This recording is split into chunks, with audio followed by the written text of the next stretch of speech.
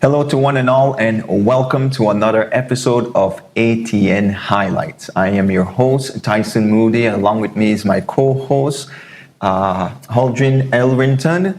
And today we have a wonderful program planned for you. We have a special guest with us in here at the studio. But before I go to her and allow her to introduce herself, I think it's a good idea that we start out with a Bible verse because of the topic that we're dealing with today. So let me start with Proverbs 31, verses 8 and 9. And it says, "Speak up for those who cannot speak for themselves, for the rights of all who are destitute." Our topic today may be a sensitive one, but I think it's important that we become more informed about it. And our topic then is that of human trafficking. And so in our episode today, I will be interviewing our guests. We will be interviewing our guests, I should say, as we talk about this important topic and find out what is happening here in Belize and what is being done about this. Sis, I want to welcome you to the program. It's so good to have you here with us. I'm glad you're here with us. Please introduce yourself to our viewing audience and give us a little background of who you are and what you do. Okay, thank you for having me. I am always open to the opportunity to speak about this topic. I have worked with the government of Belize since November 2019. And there's just, when I think of the topic in itself, it takes your mind all over the place, because as we get into the discussion, you'll see there's so much to discuss. But my name is Jana Murillo Palacio. I am the National Coordinator for the Anti-Trafficking in Persons Council, which is an entity under the government of Belize and within the Ministry of Human Development. So I am a government employee, your public servant, here to serve the people of Belize by bringing awareness to this very important topic today. Thank you. And let me just say off the bat, I really appreciate the work that you do, you know. And let's get right into it. Our first question we want to ask you is, what exactly is human trafficking? And also, just to share a little bit, how did you get involved, or where was the beginning and what caused you to want to advocate against it? Yeah. Well, human trafficking in the most simplest terms is essentially taking advantage of someone and profiting off of that person. Treating human beings like property rather than people. The long definition that I want to give so that there is sufficient clarity. There is this model that we call the AMP model. Essentially, AMP. So ACT, which includes things like recruiting people, harboring people. Then you have the means, which is the how. So we always say, how do they recruit? How do they harbor? Gotcha. How do they? Right. So this includes deceit, abusing a position of power, abusing someone's vulnerability, which is what we see a whole lot in Belize. Of course, kidnapping is involved, which is not something we often see within the context of trafficking, human trafficking in Belize. And then we have the P, which is the purpose, which is why is it done? Why do I recruit somebody by deceiving them? I do it because I want to exploit that person. Exploitation looks like many things. It looks like forced sexual activity, forced labor, illegal harvesting of organs, prostitution. And so you could also include pandering, or forcing people to beg on the streets, forcing people to engage in criminal activity. So the idea with human trafficking that makes it different from crimes like rape, sexual assault, unlawful sexual intercourse, or domestic violence is the element of profit that comes from human trafficking. And within explaining the definition, I want to input a very important distinction between human trafficking and human smuggling. They're different things. Oh, okay. I didn't know that. Human smuggling is somebody crossing the border at an irregular border point without presenting their proper documentation, going through the proper authorities. That's an immigration offense. In Belize, the immigration laws cover that, so someone can be charged for irregular entry or entering without proper ID and documentation. And then you have, within the context of human smuggling, you have smugglers or persons that are coyotes that know the routes, they know how to transport people from one place to the next. So with human smuggling, let's say Hodgin wants to get to Mexico, but she doesn't have the proper papers to get into Mexico. And I'm a coyote, she comes to me, she pays me money, I get her to that point, and then the transaction ends when she gets to her location. Human trafficking now can come out of a smuggling situation. So let's say Hodgin didn't have enough money to pay me for her whole journey, and I might double as a recruiter for traffickers. She can end up in a situation of human trafficking, but started off as someone that was being smuggled. So the two things, it's important to create the distinction, because sometimes it's confused within the media. But it makes sense though, what you're saying indeed, because they are truly different. They're different, as you said, human trafficking may come out of a smuggling situation. Precisely. But truly it's different. It starts off sometimes someone innocently thinking that maybe they're even coming for a job in Belize. I've heard about that before. They're crossing the border with their papers, like there's nothing irregular going on. They go through the process of getting a temporary employment permit, which migrants have to get if they come to work in Belize. But it ends up being human trafficking. But the second part of your question asked, how did I get involved with this? So it all started. Was it a dream of a little girl way back when or anything like that? It wasn't necessarily my dream, but it was always my dream to be, my mom calls me the activist in the house, because I latch on to social justice issues and I get very passionate about them. Gotcha. But I initially wanted to be many things, a psychiatrist. So I did a bachelor's in psychology, went on and tried to do pre-med so I could go to medical school, the whole works. That did not necessarily work out. Came back to Belize. I did some primary school counseling.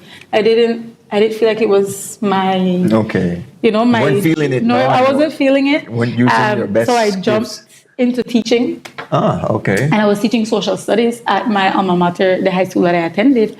And through that, I was like, maybe I should do a master's in something other than counseling. So I did my master's in international affairs and diplomacy. And through that, you learn about international legislation, the history of colonialism. You kind of go through the whole process of how we are where we are right now in the world and how to continue that progress, essentially. How to deal with conflict resolution and so forth. Gotcha. After teaching, I did my master's, and I don't want to say I fell into the job, but it somehow ended up that way. I did apply to work with the Ministry of Human Development, and I was interviewed, and I got the opportunity. And ever since then, I have been ultimately grateful, because grateful that the government of Belize had a program in place to address something as heinous as human trafficking, which we sometimes refer to as modern-day slavery. And grateful that I am at the position that I am in to serve those people that are being exploited by those that feel that they don't deserve to be treated as human beings. So that's how I ended up here, getting a job at the government of Belize, and I've been here since November 2019, like I mentioned earlier. Yes. Interesting. Okay, and Hodgin, if you could ask our guests our next question here, so that we have a nice, good interaction going on.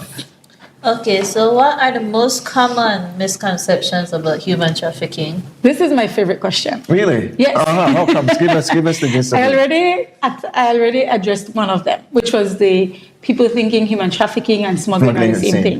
But favorite because I think breaking down myths or misconceptions help us to actually get to the point of addressing the issue better. Okay. One of the biggest misconceptions that we have in Belize about human trafficking is that it only happens to migrant people. Really? I wonder why They people think often that think, way. oh, it's just Hispanic persons or Latino people that are coming from. Or maybe trying to have a better life, coming from impoverished But countries. And most of the victims in Belize are Belizeans. wow. Belizeans, particularly girls who are under 18. Makes sense. Wow. Is there do- any reason for why it's like that? I want to clarify, we do have victims that are migrants. That is for sure. I think actually some of the convictions that we've had in the past years involve those that are migrant persons. But a trend that we're noticing is the under 18 girls. And the reason for that, I don't want to say directly, but in essence, the reason is the demand. There's a demand for sex with minors. I was thinking poverty, maybe, and that is a There's way a demand for sex with minors. Yeah, it's It like is a fantasy. Well, it's not genuine. prostitution, right? So they're not really getting any financial benefit from Well, it. yes, And they are. They are. because that's- Wow. Okay. So what we see is becoming a predominant issue is what we refer to as familial human trafficking, where an aunt, uncle, mom, or dad is the person facilitating another adult having sex with a minor in exchange for money. So that is familial human trafficking, but the other term used for that is the commercial sexual exploitation of a child. So the short for it is CSEC. It is genuinely unfortunate. It is also very horrific. We've done trainings. I've had persons come up to me and say, when I was a child, that happened in my community. And they're like, I didn't know that was human trafficking. Like they knew it was wrong. But nobody thought. What was the label for it? Because what happened is when we think of human trafficking, unfortunately, and this is not to disparage any entity that created this film, but they think of the movie Song of Freedom. I haven't seen it, but I've heard of it. And unfortunately, the movie Song of Freedom does not represent what human trafficking looks like in our country. And when you have misconceptions, then people don't know how to identify cases, they don't know how to report, and therefore we end up with this cycle of things just happening kind of behind the scenes and nobody's saying anything about it. So that's why it's one of my favorite questions, because I get to,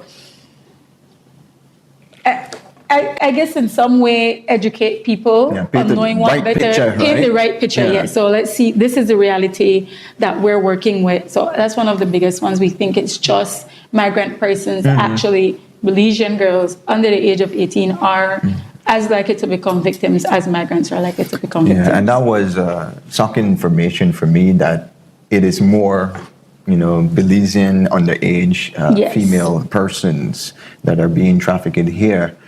And let me go to the next question then.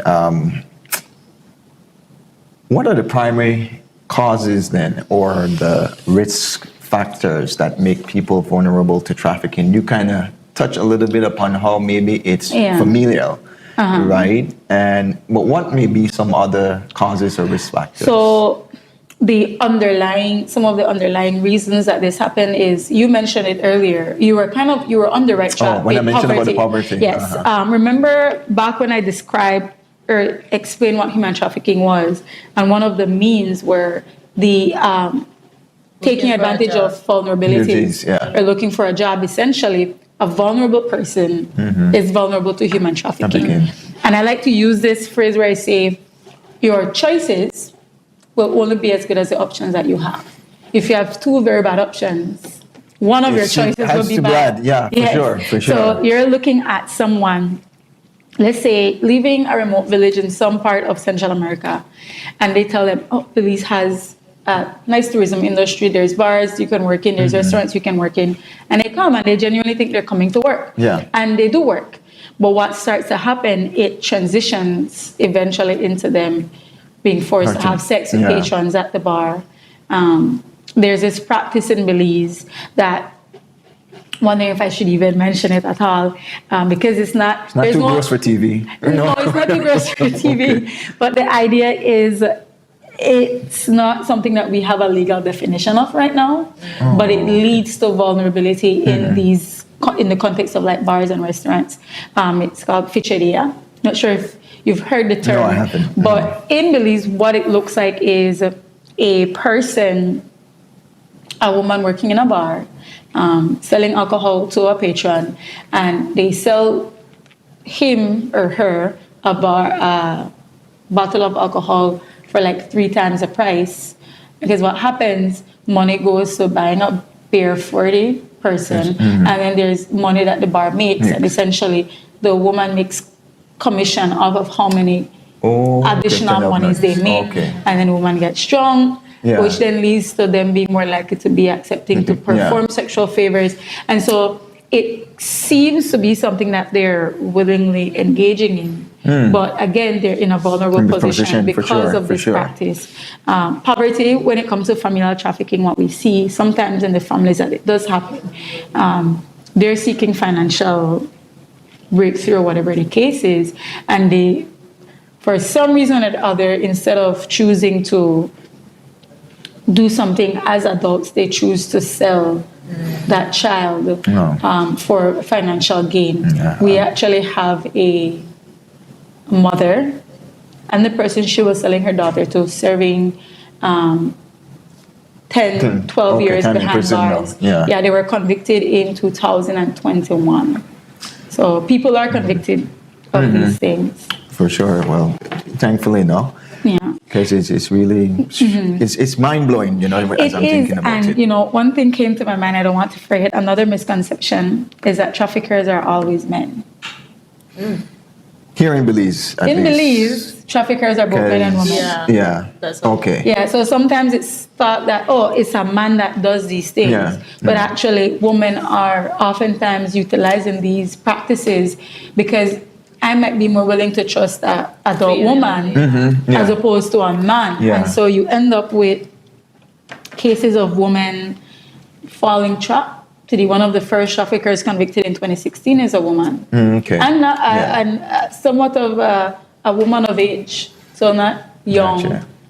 Yeah. So madam, no? Yeah, it's both men and women. Gotcha. It's unfortunate, but it's what happening. the reality It's is. a reality. All right. Aldrin, could you go ahead with the next question, this part? Okay, so how prevalent is human trafficking in our local community or country? Okay, so the best way I'll answer this question is saying that the numbers we have, we cannot say for sure that it represents what is actually happening on the ground. And that's not just in Belize, that's globally. It is assumed that there are more cases than that are reported for sure, because a lot of people don't know that. How to identify it. They don't know it's happening to them, or it's happening so much on the ground that it's hard to identify. When it comes to Belize, the more prevalent form of human trafficking is sex trafficking. And that's actually on brand for Central America and the Caribbean. In this region, the demand seems to be for sex, and therefore supply will be created for sex. In some other parts of the world where you see manufacturing being a big part of their economy, or raw materials being a part of their economy, you'll find a high amount of labor trafficking. And then you'll see more victims that are men and boys in those areas, or areas where you have child soldiers. Whereas in Belize, we're seeing mostly women. We do have male victims, oftentimes victims of labor trafficking.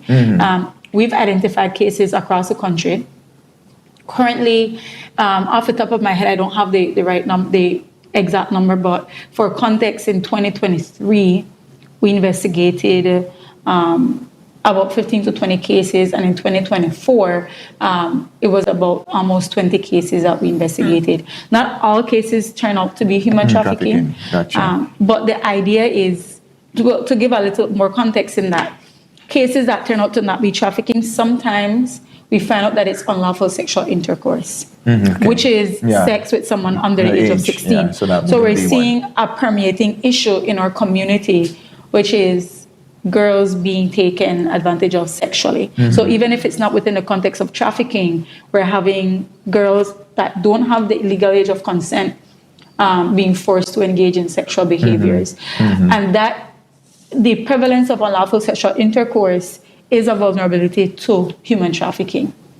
Because in a community, once something becomes normalized, then people go, what's one more step to make money off of this? Yeah, and tend more likely, desensitize, and then sort of likely, once more a likely to community- overlook. Precisely. Once things. a community becomes desensitized to how bad or ugly a crime looks, then they become more willing to, not outwardly, but more willing to turn a blind eye I got you. to something happening. Right. Yeah. Well, that leads me then into our next question, and you kind of touched upon it a little bit. And the question is about how the traffickers would typically lure and control, Their the victims. victims. Great question. The reason why, what we find is that the means, so like I mentioned, deception, the abuse of power, abuse of vulnerability, the means are similar to the recruitment tactics and are therefore similar to the control mechanisms. Because those things are separate, but they're presented differently. For an example, let's say deception. So they tell them there's a job in Belize that's going to pay this much. This is going to be, I'm going to pay for everything for you. You don't have to worry about it. It's going to be all fine. Just come. Yeah. So they come. Now we have the recruitment tactics, which is essentially what the means are. So they're going to lie, say I have a job, connects. So now you have the control mechanism. How do I control that person, keep them there? I also deceive them. I continue telling them, there's a different spot, I'm going to take you there, or if you leave, immigration is going to come for you and they're going to put you in jail. I've heard about people holding their passports. Yes, so they hold their passports. So they tell them that nobody's going to believe you if you say anything. So they continue to deceive them and manipulate them. So it's kind of one connected thing with the means by which they get victims, how they recruit them, means and recruitment kind of like similar, and then the control mechanism it's like connects. they get hooked from the beginning. They get hooked from the beginning. And it's a slow, with the cases that we see in Belize, it's slow in the sense that they're not like they just literally grab you up and then they're in a chains. Yeah, can you make noise? Yeah, you'll make noise and people know. If you see someone chained up to one of the poles in Albert Street, you'd be like, oh my goodness, this is wrong. And report it for sure. If you see somebody working in a store in Albert Street, you don't assume that they're there against their will. Yep. But so like, let's say that person is not from Belize, that person might be from India, that person might be from El Salvador. Yeah. They tell them, hey, I recruited you from your village. I know where your family lives. Yeah, so don't do anything foolish. Family, right? Don't do anything foolish. Yeah. Unless somebody could be harmed. So you're seeing them working that storefront. They're going back and forth, doing inventory, doing all these things, and you don't even know that that person doesn't have a choice to actually leave that location. True. They don't have access to calling somebody. They don't have access to their own, like you said, passports. And one of the things about holding someone's passport, you have the freedom to move as you please. True. You could even go to immigration and say, I want to be deported. If that's the case, they don't even have that option because their identity documents are being held. So reporting the crime sometimes becomes difficult because some of these people may not even know what's happening to them is wrong. True. They know it feels wrong, but they don't know the connecting of the many different instances make it human trafficking. And that something can be done and they could be protected. Right, and that's what I was thinking about too. They may not even know that, I can go for help this place or that place or what exactly, it is that they can do.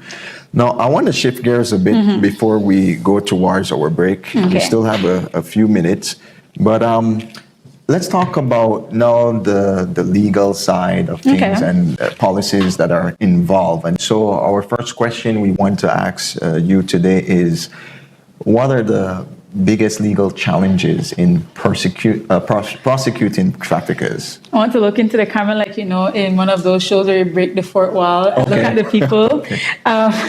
But there are legal challenges in prosecuting traffickers. Before I answer that, I'll explain what the laws are Sure, in Belize yes, for yes, I trafficking. think that's important, So we yeah. have two legislations that govern how we address human trafficking in Belize. The main one is the Trafficking in Persons Prohibition Act of 2013. And then you have the Commercial Sexual Exploitation of Children Prohibition Act of 2013. Both these legislations outline what is illegal, what are the consequences, and so forth. Now, we have a legal system in essence that has many moving parts. For trafficking, all cases are under the trafficking legislation and the CSEC legislation, the provisions are indictable offenses. Indictable meaning it goes all the way to the high courts. Yeah. So one of the legal challenges, in essence, is just sometimes the time that it takes for something to pass through magistrates and then reach the high courts is not necessarily, it's just a reality. One of the things that they've done to address the backlog, especially not necessarily the backlog for trafficking, but just overall because of COVID and what had happened during that time, some cases are now assigned to be judge-only trials. Human trafficking cases used to be jury trials, but it was in 2022 it was changed over to judge-only, and that we've seen some. You get better results that way? Some quicker changing sentencing in legislation, not legislation, but cases moving from an arrest, going through, you have preliminary inquiry, you have case management conference, it has to be assigned to the high courts, assigned to a justice, and then the case has to be, the date has to be assigned. Currently, we do have a judge that oversees all trafficking cases, but in some instances, there are other judges that do see cases. No? Yeah, so. Gotcha. So now let's discuss a little bit of the legal challenges. When it comes to addressing trafficking in Belize, and actually globally, proving it in court becomes difficult. Yeah. Like, I mean, someone comes in and they're being asked, so all police officers, well, specifically the Anti-Trafficking in Persons Police Unit, which is a specialized unit to investigate trafficking cases, they're trained on victim-centered approaches to interview and questioning. Okay. We have social workers that are trained specifically on these things. And when they go through the interview process, they won't say, are you a victim of human trafficking? Yeah. They'll ask questions that would essentially indicate trafficking is involved, and then they go through that process.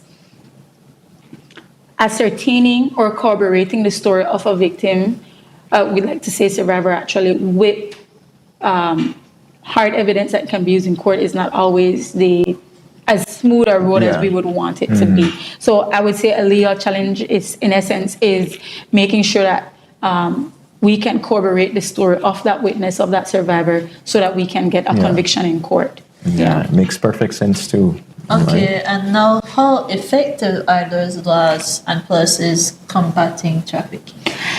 I would say that the laws were written in a way that gave the government of Belize a lot of strength to do the work that they needed to do. One of the examples is that within the Trafficking in Persons Prohibition Act, it established the existence of the council. And it identified who should be on that council, meaning it gave the council the strength that it needed from all over the government to ensure that they're doing the work that they need to do. Yeah. It identifies and defines key terminologies, looking at the exploitation of children, and all these different issues that we see in our community that are attached to human trafficking. Now, there are ways that this can be improved, and we're actually looking at that because we're going through a legislative amendment currently. Okay. Which looks at identifying regional best practice, looking, like I mentioned, the term ficheria. We're trying to see how we can create a terminology for it to strengthen the law even more, that we can address these issues that we're seeing on the ground. Of course, we have to make sure it's in alignment with other legislations and so forth. I'll give an example of one where we're improving the legislation. Instead of using the term child pornography in the legislation, we're hoping to change that term from child pornography to child sexual abuse material. Okay.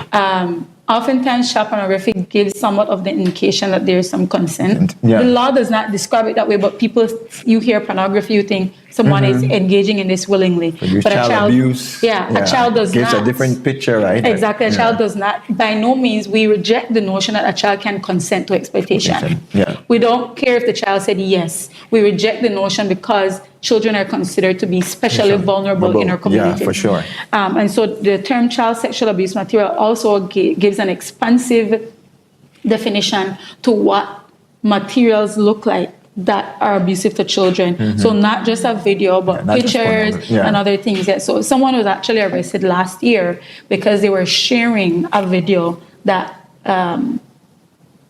included some of these things. Right? A child was being inappropriately handled. And so the reality is we see the legislation currently is doing what we need it to do, but we recognize that there's ways that we can strengthen the law so that we can do better. Because with trafficking, one of the things you'll learn is that it's like fast moving.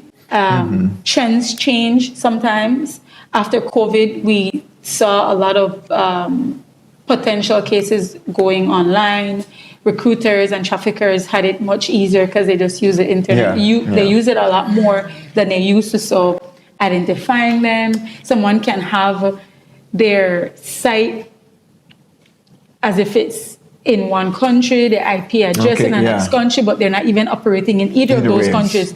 So taking down a site that has child sexual abuse material becomes even more complicated than we can imagine, especially after COVID occurred. So the law is effective, but it could be more effective for sure. No, definitely. All right, and there is so much more we want to ask you, and we appreciate all that you're sharing right now. I'm learning a lot, and I'm sure you are too, but we do need to take a short break, and so we'll do that at this time, and we'll come back to talk more about human trafficking here in Belize.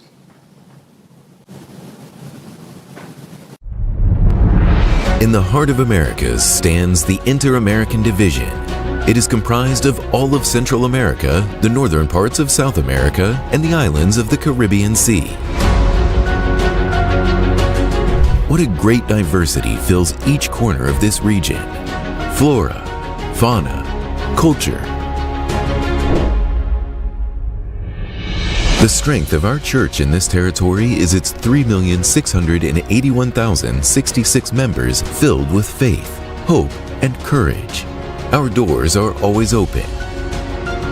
Meeting in 23,319 churches and congregations, large, small, outdoors, or online.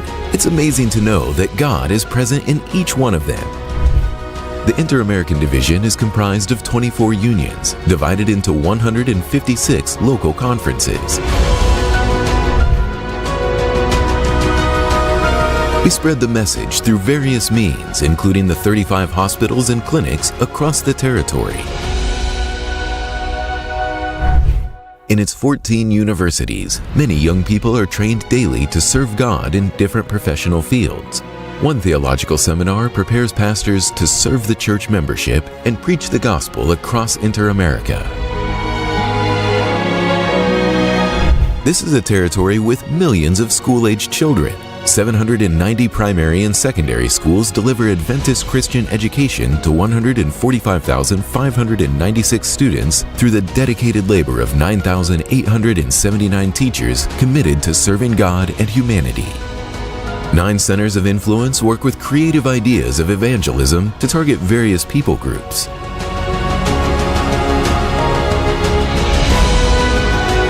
The gospel also travels by air and the internet. Messages of hope are shared 24/7 through television programs produced in 3 languages and through broadcast by more than 90 radio stations. The Inter-American Division is this and more. Every day, our church works to preach the gospel to more than 307 million residents across its territory.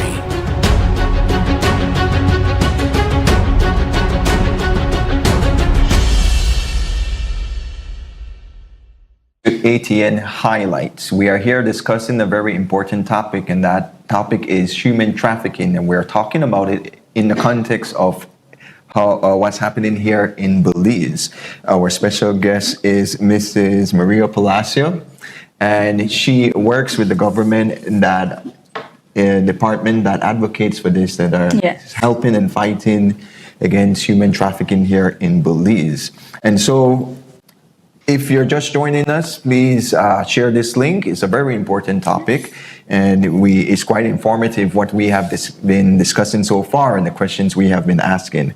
So we're going to go right ahead to our next question. And Holdren, please go ahead and introduce the next question for us.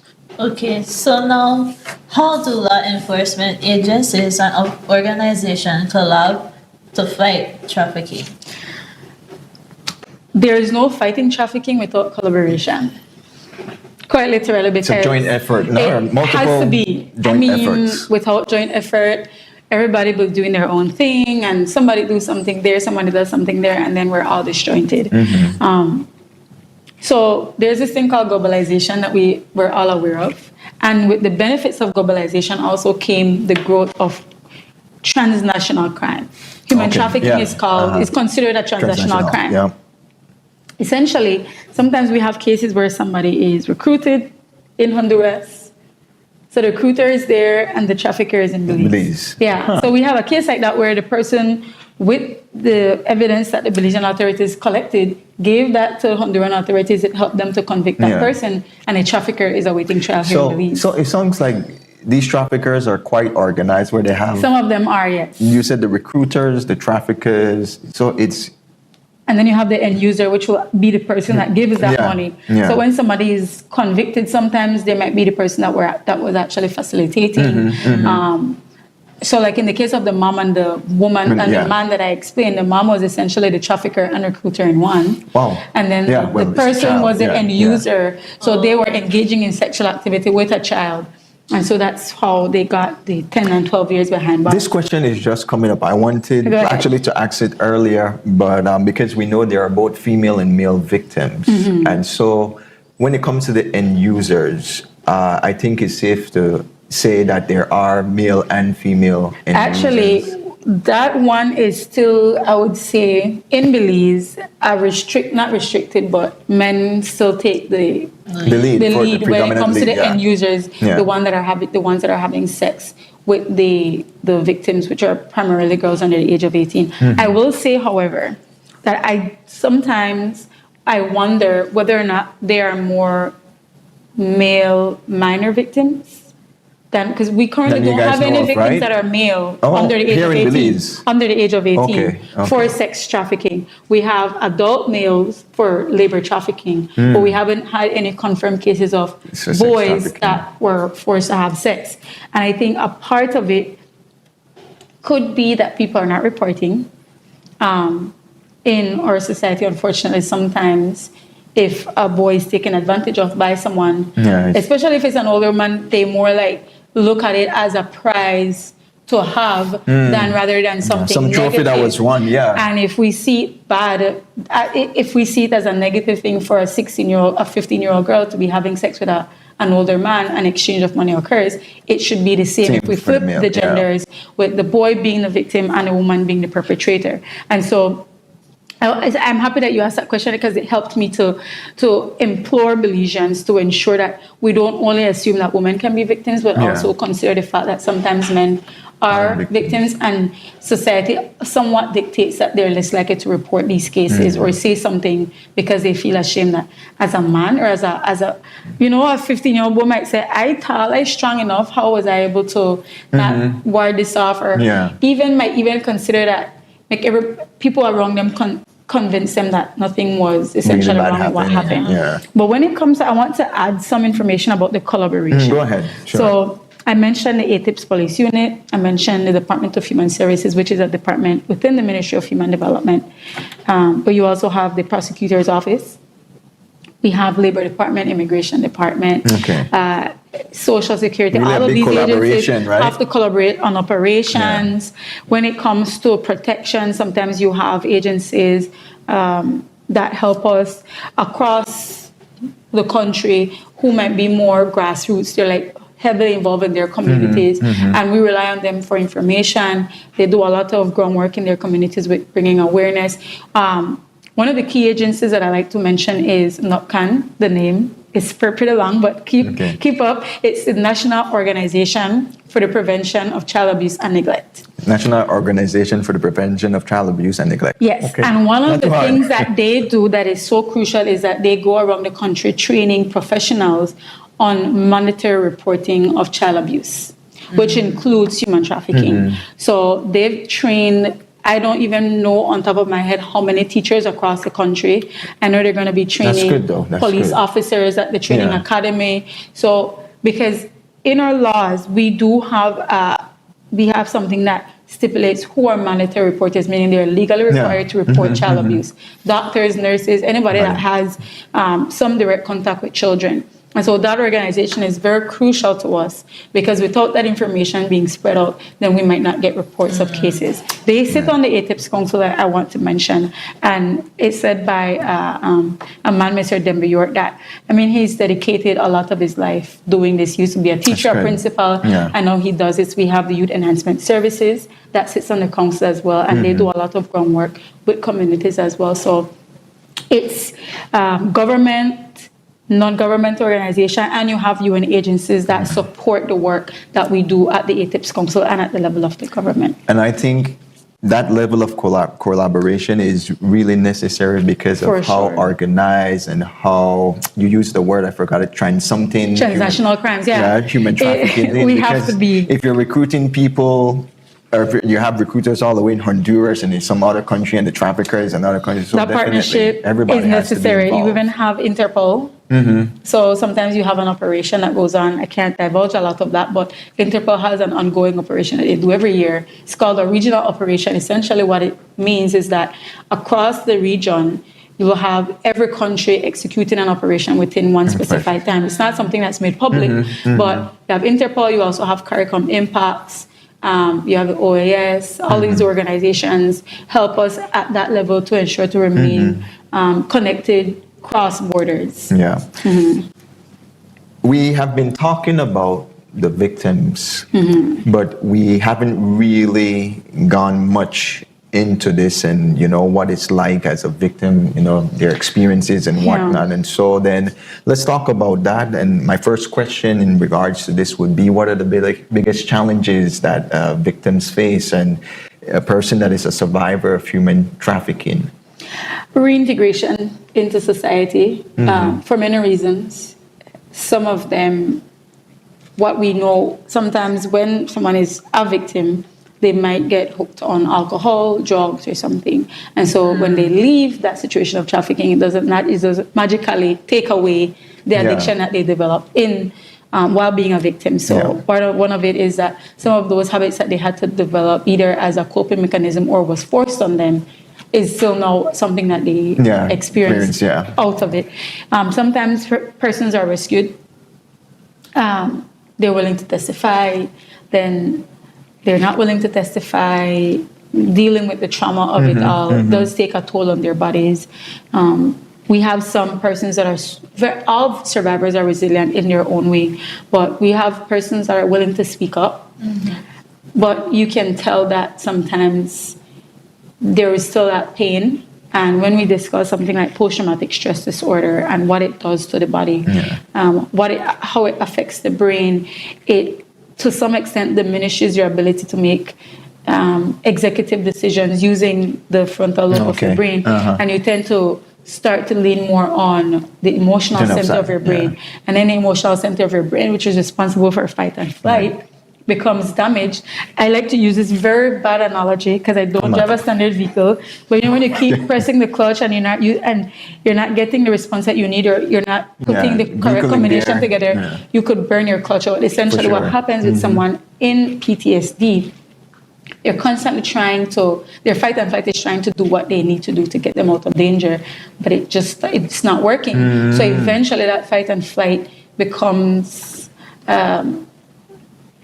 it doesn't work the way that it's supposed to. So now when you're back into society, sometimes their response to emotional stimuli or something that shouldn't be wouldn't normally affect somebody does affect them. Yeah. It's like veterans have PTSD as well. They hear a loud noise, they think it's a gunshot. It's the same with someone The brain who's a just survivor. processes it like the that brain right away, processes right? that way because that's how their brain corrected to help them manage that situation. You have some that really do well as they come out.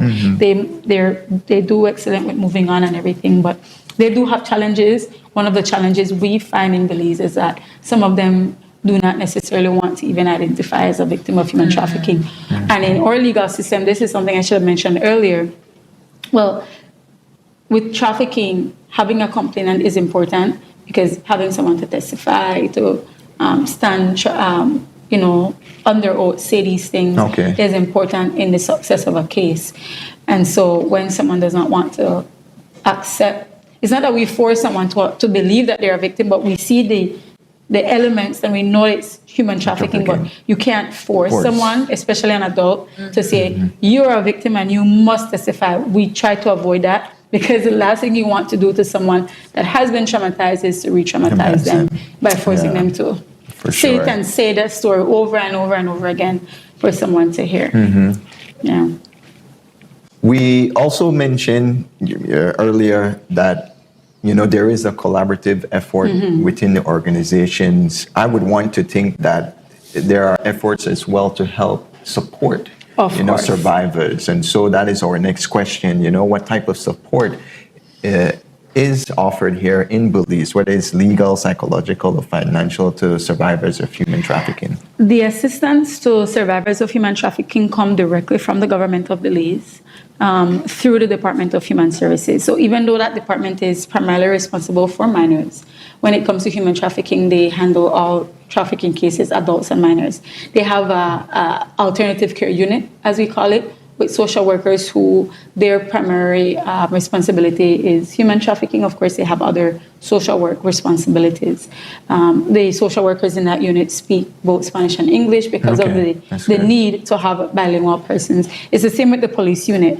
So when it comes to the psychological support, social workers are considered advocates for survivors. So from the start to the end of a case, I mean, from the investigation to the final hurrah, you have a social worker going everywhere with that survivor. Okay, that's good. And so once that social worker is assigned, they will go with them when they go meet the DPP. And what the DPP will do before a survivor has to go to court, she also has a victim-centered, Madam DPP, has a victim-centered approach in dealing with survivors, in that she will walk them through what the court process will look like, so it doesn't all become a shock to them. And that aids to their psychological health. When it comes to legal, within the trafficking legislations, there are protective measures to ensure that, let's say a defense attorney doesn't say, oh, you wanted to do this, you accepted to come and work here. So if any of the means used in the definition of human trafficking, the law considers a yes or a consent to be inadmissible. So they can't come and say, oh, they wanted it, or they said yes to this. Once they can prove that there was some deception, abuse of vulnerability, abuse of power, then the court rejects it. Or the court can't say this person was working as a prostitute in Guatemala, so they just brought them to Belize and forced them to be a prostitute here. The court also rejects that defense. So you can't come in and just say, well, I blame that person for why I exploited them. So there's some legal measures to protect and support victims so that they don't have to feel like I have to defend why I'm a victim. We don't do that. And then when it comes financially, of course, again, it comes from the government of Belize. Of course, again, I have to mention there are NGOs that have shelters, and we sometimes place survivors in these shelters that are managed by NGOs. But there is an agreement between that NGO and government and how finances will be played out. It looks differently for different organizations. I won't divulge the details of it, but there are agreements, and so if someone comes in and we have to place them whichever way, then we do get that support. Because there are a lot of people outside of the government that are passionate about fighting this crime, and they put their hard-earned money towards these initiatives. So we are grateful for our partners and those that are dedicated to the work. I was just about to say that whoever those people are, we truly appreciate that. Please continue that good work. For sure. Okay, so now how can communities and individuals help in the recovery process of survivors. So in other words, like, average people like what can us, you do? common people, local people, I should The say. first thing I'll say, and not everyone does this, but the first thing I'll say, and it always disheartens me when I see it online, is that we need to move away from victim blaming. Okay, yeah. We have a victim blaming society. Perhaps it's, I don't know why it is that if let's say we see a report of someone that got raped, and someone will comment and say, oh, why was she out at 11 at night walking on a bridge? Why did they that skirt fire? Right. Or you mean, why did the man think that he could have sex with someone that did not say yes to having sex? So we have to change our perspective on a whole of who is responsible for trafficking, who is responsible for rape, who is responsible for domestic violence. It is the perpetrator and always the perpetrator. Yes, as human beings, as people that we know, those that are most vulnerable, there are things that we can maybe take, steps that we can take to try our best to avoid being victims. Yeah. But the reality is, who is responsible for trafficking is always the trafficker. It is never the victim. And so one of the roles that one of the things the community can do is to be responsible in how we frame these things, how we speak about it, how we decide to blame. We see a young lady on the street and we say, she may always have that me bong for happen to her. That's not appropriate. Do we know what happened to that child when they were young? Do we know if perhaps she was abused or he was abused so young that it became more of a coping mechanism for them to become very sexualized early on? It's not right. So that's one of the first black things. and white thing. The next thing is that as Belizeans, including myself, we have to be willing to report cases of anything that looks out of the ordinary. I think that's very important indeed. We have to report, because the reality is I'm never going to ask you to tell a trafficker, don't go anywhere. I know you're doing this, because you're putting yourself in danger. Danger, for sure. We don't want to put Belizeans in danger.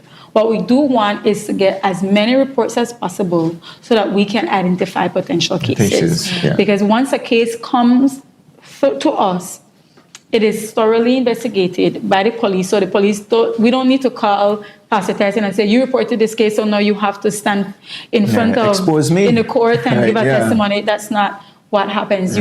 You can report anonymously. And Crime Stoppers has a system that allows for that to happen. And we have seen it work properly. You can report to Crime Stoppers using the number 922. It doesn't call. That's Belize. anonymous, right? It takes you to, I think their headquarters are in Miami, Florida. Oh wow, really? I didn't know that. Yeah, so when you call 922, it takes you directly to someone outside of Belize. And when you give the report, they will put that information together and then they share that with the headquarters in Belize, who then shares it with police and then disseminates it. So there's no way to connect you back to it. You can report through phone call. You can also report using an app that is called the P3 Tips app. Okay. That's to report any crime, really. But human trafficking is one of them. And the P3 Tips app, it goes on your phone. It's compatible with both iOS and Android phones, and you use a 4-digit code to log in. There's nothing else that it asks you for. You just put your country so that they know when you send that report, the person that receives it know how to distribute it. But whichever country you're in, you change that country, you can make a report of a crime, and it's anonymous. They have no way of knowing who made that report when that's sent from your phone. I gotcha. And then, of course, you can do the web report by filling out a form on the web. But reporting it and changing our perception of how we view people that are victims, especially of sexual crimes, I think are two of the main things that communities can do. I think another question that can tie into the one we just asked would be, let me throw two questions out. How can family members, teachers, community, help to prevent trafficking? And also, does social media and technology play a major role? You're blowing that, I think, right? That gives me the answer right away, right? But I think we need to touch on these things a bit. So the first one, teachers, how do we prevent it? Or other professionals. Yeah, even family members. Learn to identify the vulnerabilities in communities. So you see, let's say there's a family in need and they don't have food. Seeking out ways to help that person or pushing them to, directing them to the right resources within government or so forth to get groceries, get assistance.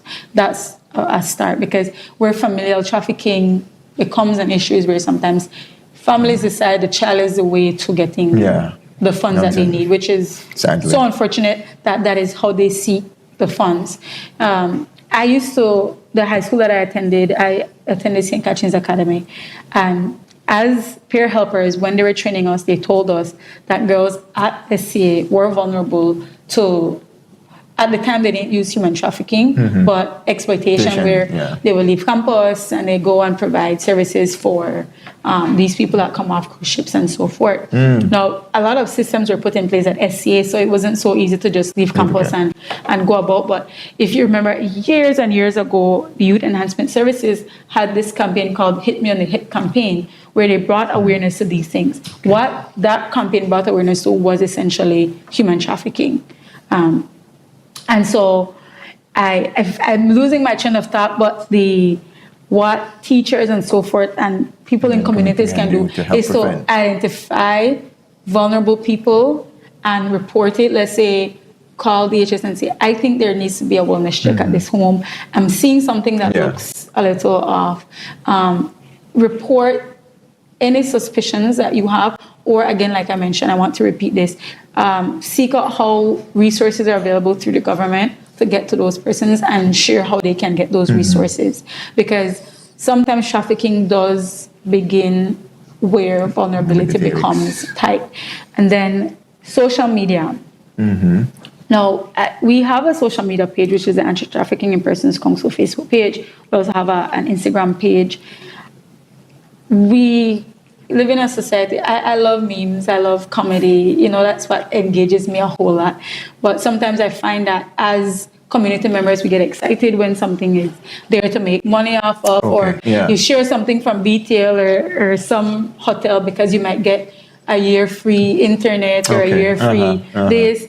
But when we post things about trafficking, we don't often get a lot of traction, because sometimes it doesn't catch people's attention because it's not beneficial, it's not pretty. Really? Is it people just trying to, ignore that such issues exist, or be in denial about certain things? Sometimes I think that could be it. So from our end, we're seeking how to be better at our media presence for people to see, and how to be more targeted with awareness. But on the other side, social media is used to recruit persons. For sure. I always explain to parents that you have to monitor what your child is listening to, what your child is watching. Games. Predators go on games and pretend to be teenagers. Go in the chat sections and these they things. ask them for pictures, and they think, oh, this is a boy that likes me, I send him a picture. And by that time they say, well, I'm a man. However, grown adult talking to a 7-8-year-old. Keep sending me pictures unless I'm going to share the ones that I already have. So it becomes an extortion along with the child sexual abuse materials. So you have to be very careful with how we're interacting with people online.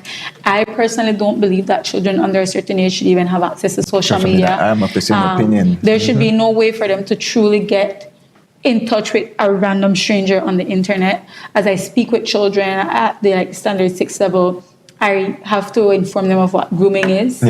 Slowly but surely, someone convinces you that there's someone that they can trust.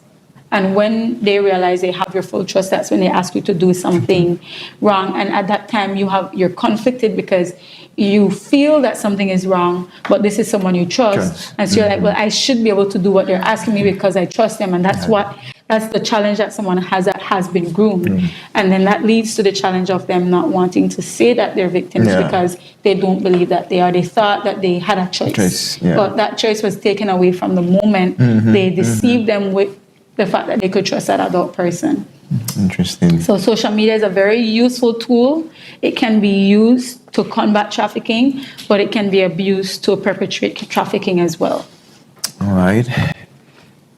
This is such an important topic. I'm willing to go over the hour mark. We have about 5 minutes left. 5 minutes, but okay. We still have a few more questions. So, we're not going to stop. We're going to continue. Let me see, what question? So, for you, from your experience and observation then, we're talking about prevention, right? Oops. Excuse me. Okay, that will be in the video, right? That's okay. It's an important topic, so we're, like you said, we're willing to go over time. My question then is, for you, what do you find is the most effective way to raise awareness about trafficking? Is it something you just go into the schools, or you do community meetings? What's one of the most effective ways right now? I found that the most effective way is that face-to-face. Online trainings are good because, we have to make adjustments for situations. Sometimes we're too far away, but that in-person interaction with people working in communities has been the most effective. Well, a lot of the cases reported in the last year, I think in 2024, came from police officers. Oh, wow. Why? Okay. Because police officers have been, since, I can't remember since when we started, but every year we've increased how many officers were trained on human trafficking. And so sometimes a case comes in, not even as trafficking, somebody's making a report, and a police will be like, I spot something that is an indicator of human trafficking, so I'll refer it to the ATIPS police unit.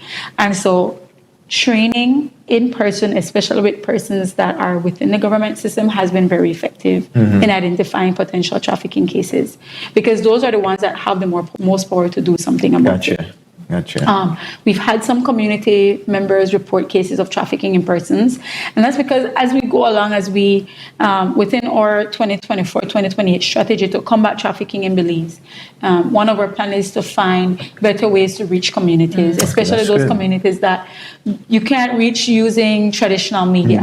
And so we are expecting that, within the next 3 years, we're doing a lot better with reaching those communities, but so far, with training police officers, that's been one of the most effective ways. And of course, training them at the initiation of being officers. So at the training academy, before they even leave to go into the field, they're trained on at least the basics of what human trafficking is, so that when they go in, they can continue to strengthen that muscle and know what the law is and how to identify cases. Nice. So how can we, the common people, get involved in advocacy and prevention efforts? Really and truly, the advocacy is a bigger part where community members can be involved in. Gotcha. Posting about it, bringing conversations up about it, not dismissing information when you see. And when I mean by dismissing, I say, okay, let's say there's a video that comes up on the news, because within, I think, December to March, we had several videos being played on, I think, both on Love News and on Channel, I don't want to say the wrong channel, Channel 5. One was about the technology risks of trafficking, the dangers of technology. One was about the difference with human trafficking and smuggling, and the other was on child labor. And when those conversations come up or something pops up, sharing it or telling people, hey, did you know that this was an issue? It has to become a conversation in homes for it to be true advocacy. You don't have to actually post on media, but people you speak with, or another part of that is, I mentioned earlier, or perspective change. When someone comes to you and they're all laughing about something that happened that might not be human trafficking, but it has to do with vulnerabilities that lead to human trafficking, don't encourage them speaking of it as if though it is such a non-issue. You stop people and you remind them, hey, this is something that affects people's lives. When they joke about, we're a society, we've gone through a lot of pain, and sometimes we find comedy is a way to heal our hearts, which is fine, but there are some things that we don't joke about. Human trafficking is one of them, domestic violence, rape, unlawful sexual intercourse. Like, I've heard conversations about domestic violence, jokingly like, a girl not catch a boy, and that's not a joke. We're joking about something that should be spoken of in the most solemn way, because someone can die from domestic violence. And so I bring that up because the idea is when we discuss anything that has to do with trafficking or vulnerabilities to it, we cannot make fun of it. We have to change the way that we have conversations about these very serious issues in our communities. People have to realize this impacts somebody's life today, tomorrow, somebody that didn't have the courage to come forward. And so we have to encourage each other to be better in how we speak about these issues that are so serious in our I community. definitely agree with that. And just to throw in a Bible verse, because it goes along with what we're saying, is Psalms 82 and verse 3. And that verse says that we are to defend the weak and the fatherless, uphold the cause of the poor and the oppressed. Yes, And definitely the oppressed. right, anyone who is a victim definitely falls under that category. Exactly. We have a responsibility. In Belize, we're a very heavily Christian community, so I know a lot of people can connect with that. Yeah. And defending the oppressed is, God expects us to protect people in our community that are being taken advantage of. And so I believe everyone that is involved in this work, even having me this morning to speak about this issue, I think is so important because those that are listening, you might already know about it, but you now will be able to share this with someone to listen, even if it's just a little part of it, or start a conversation and realize, wait, human trafficking actually happens in Belize. I love Belize. I wouldn't trade Belize for anything in the world. Yeah, born and bred. I finished university. I graduated the Sunday morning and I was in Belize Monday morning. Gotcha. I mean,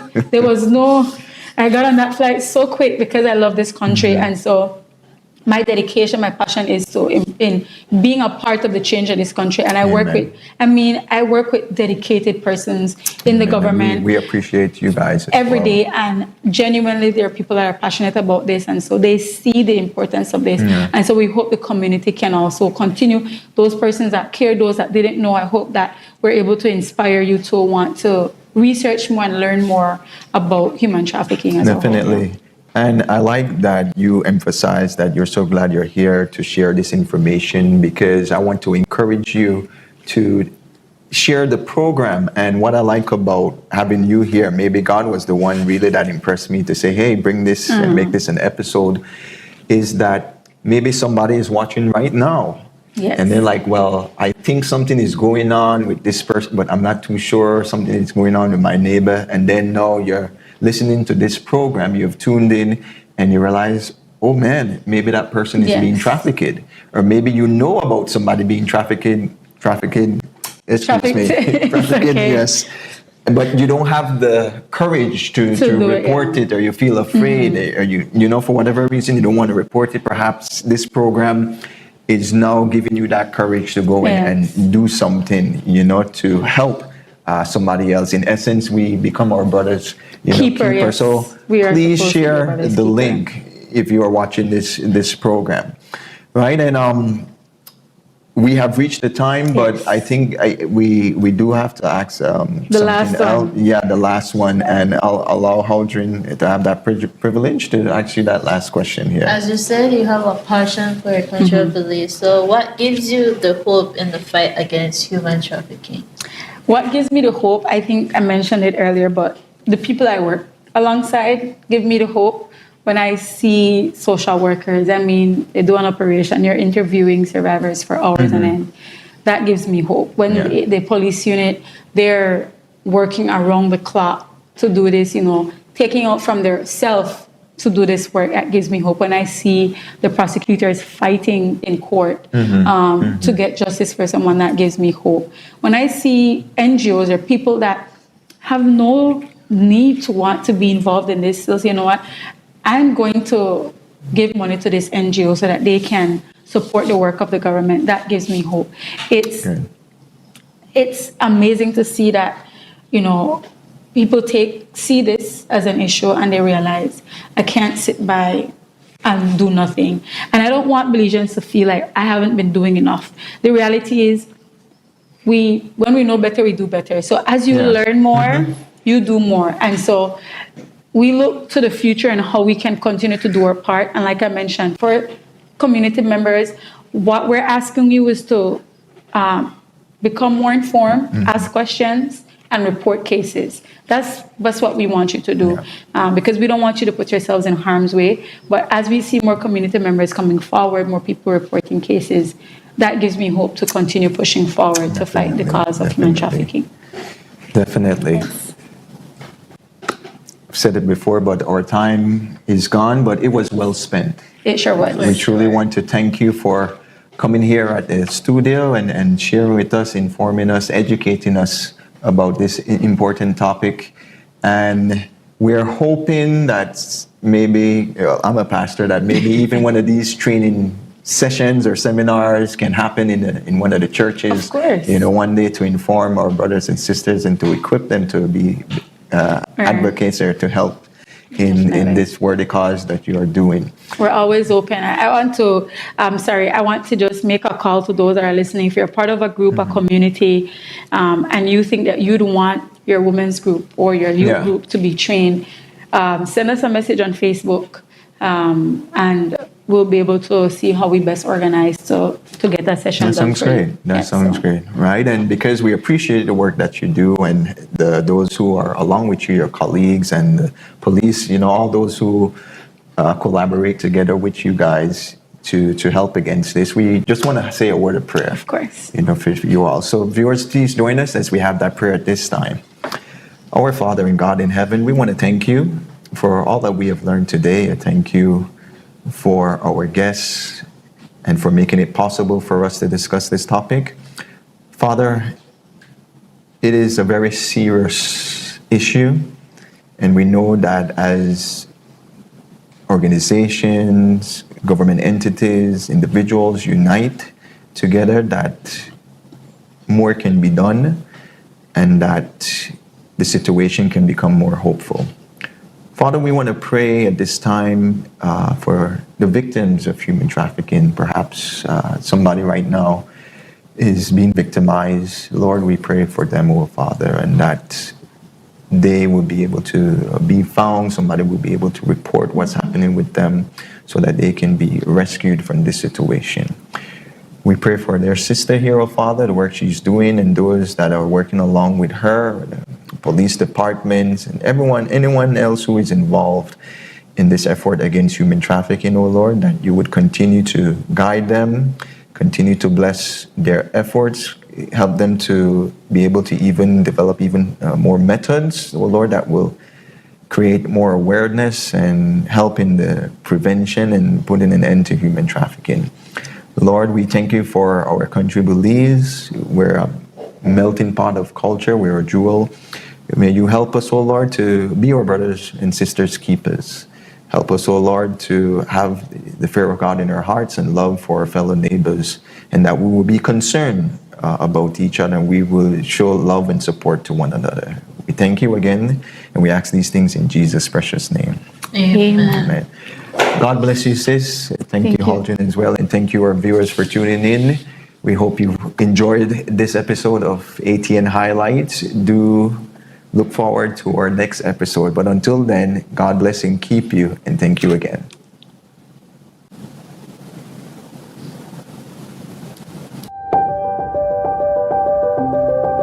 Jesus said, "And this gospel shall be preached to all the world, and then the end shall come." Here at ATN, we consider it a wonderful privilege to provide you, our viewers, with wholesome programs to enrich and bless your souls. However, all of this is only possible because of your generous donations. We pause at this moment to ask you for your financial support to continue this great work entrusted to us by God. If you would like to become one of our monthly donors, please call us at 613-9351 or email us at atnfin@cbm.belizeunion.org. We sincerely thank you for your commitment, and may the Lord richly bless and keep